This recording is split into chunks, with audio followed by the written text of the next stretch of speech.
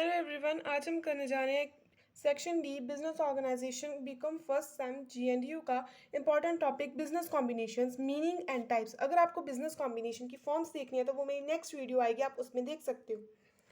जो आप मेरे चैनल को सब्सक्राइब करेंगे तो वीडियोस को स्क्रॉल कीजिए और वहाँ पे आपको हर टॉपिक की बिजनेस ऑर्गेनाइजेशन की वीडियो मिल जाएगी।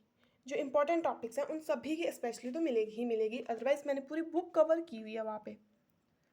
मीनिंग हम देखते हैं बिजनेस कॉम्बिनेशंस मींस एक मेथड है जिससे economic organisations means business organisations जो हैं वो एक कॉमन कंट्रोल के अंडर आती हैं सो दैट कैन ग्रेटर और less completeness is exercised over a number of firms which is either operating in competition और इंडिपेंडेंटली। बिजनेस कॉम्बिनेशंस मींस कि दो बिजनेसेस हैं वो अपने आप को कंबाइन कर लेते हैं सो दैट कि एक का कंट्रोल हो जाता है, दोनों का कंट्रोल हो जाए, एक का कंट्रोल हो। इससे क्या होगा कि उन्हें कॉम्पिटिशन में फ़ायदा होता है या कोई और उन्हें जो है नेसेसरी जो है सप्लाई उन्होंने बढ़ानी है, कुछ भी अगर उनको बेनिफिट करवाना तो दो बिजनेसेस इकट्ठे काम करते हैं।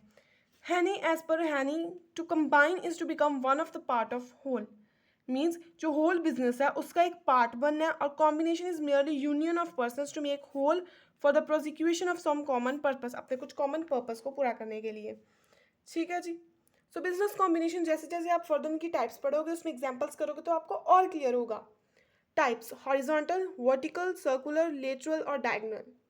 फर्स्ट आती है हॉरिजॉन्टल कॉम्बिनेशन। ये क्या होता है, इसमें क्या होता है कि फर्म्स और यूनिट्स और सेम स्टेज ऑफ प्रोडक्शन और same level of activity trade करती है, कंबाइन करती हैं। ठीक है जी। इसको मैं आप एग्जाम्पल से समझाती हूँ। मान लीजिए फर्म ए और फर्म बी है।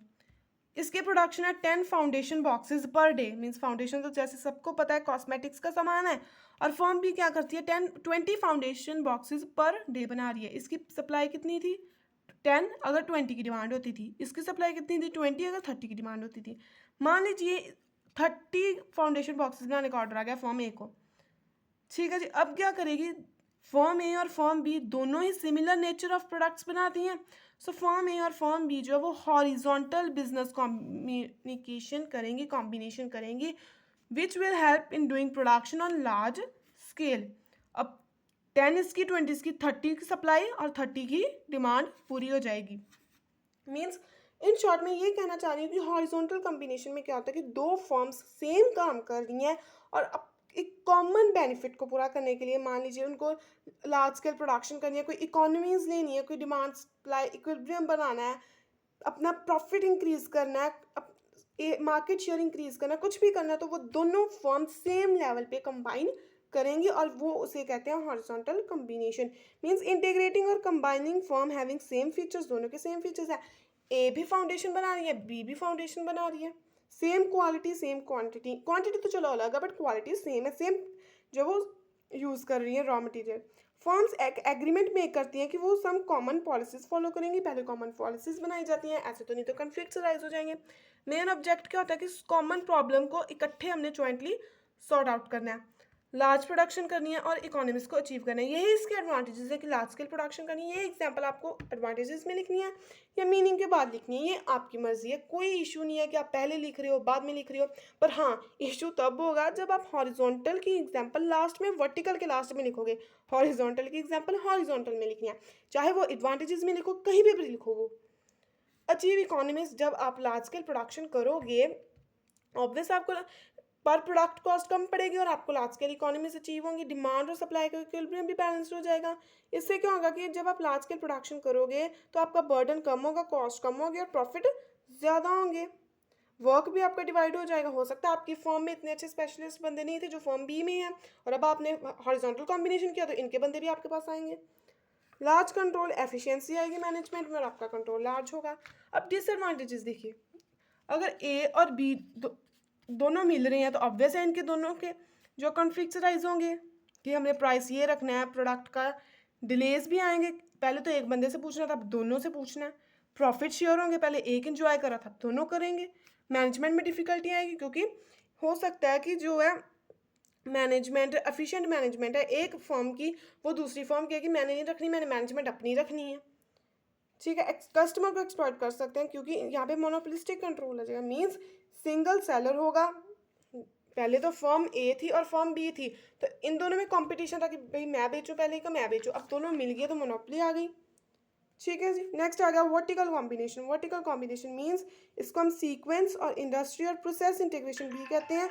इसमें इसमें हमने कहा कि combination of firms which are independent for supply of raw material for processing. Means क्या होगा कि इसमें जो रॉ मटेरियल हमें प्रोसेसिंग के लिए प्रोवाइड करती थी ना फॉर्म्स, वो कंबाइन करेंगी।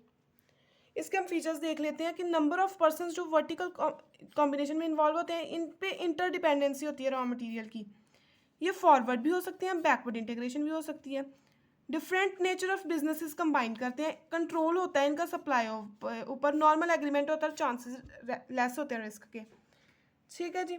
सो एडवांटेजेस हम देखते हैं कि कहते हैं सारी फर्म्स जो ऑपरेट करती हैं हर एक अलग अलग स्टेजेस पे जिनका कुछ कॉमन कंट्रोल होता है। सो रॉ मटेरियल की सप्लाई भी जो सक्सेसिव लेवल्स पे बन जाती है कॉन्टिन्यूस और अनइंटरप्टेड। क्वालिटी इंप्रूव हो जाती है क्योंकि प्रीवियस स्टेज जो प्रोडक्शन की वो प्रॉपरली कंट्रोल की जाती है।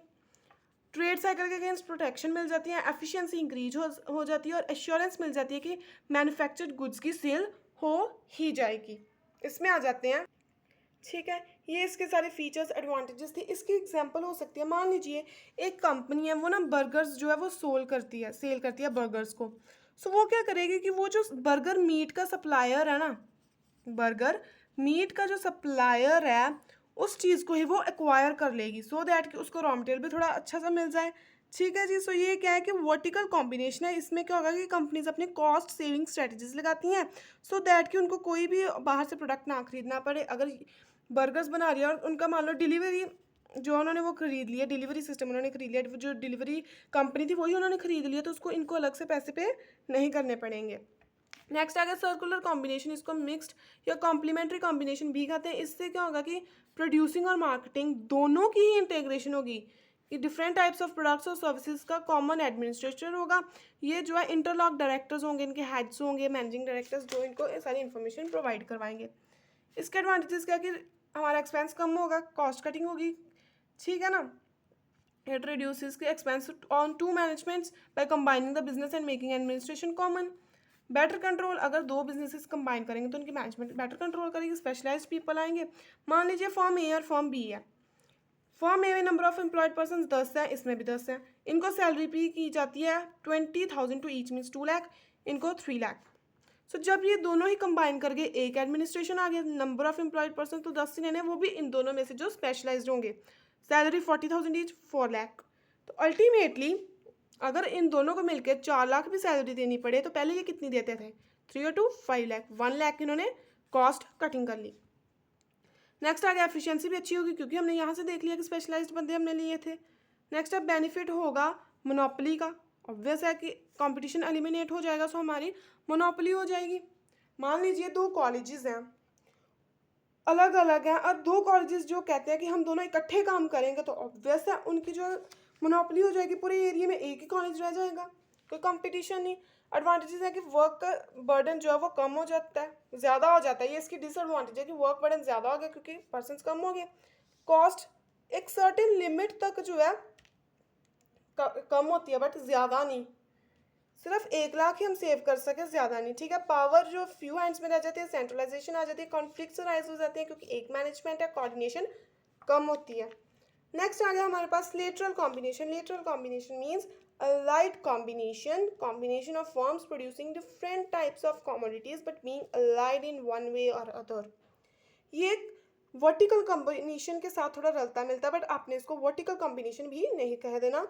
मीन्स इसमें दो टाइप्स होती हैं, convergent, divergent. Convergent means integration होना बिजनेस की, जिसके प्रोडक्ट्स जो है फॉर्म द अलाइड कंपोनेंट्स बनाते हैं। जैसे प्रिंटिंग प्रेस इंटीग्रेट कर सकती है मशीनरी, पेपर, इंक वालों के साथ। ये लेटरल कॉम्बिनेशन हो गया कि एक कंपनी जो है वो प्रिंटिंग प्रेस की कंपनी है, उसने जो है पेपर इंक वालों के साथ कर लिया अपना business combine. Divergent means integration उन प्रोडक्ट्स की डिफरेंट होती है but same raw material use कर रहे हैं, जैसे बेकरी वाले और होटल्स वाले।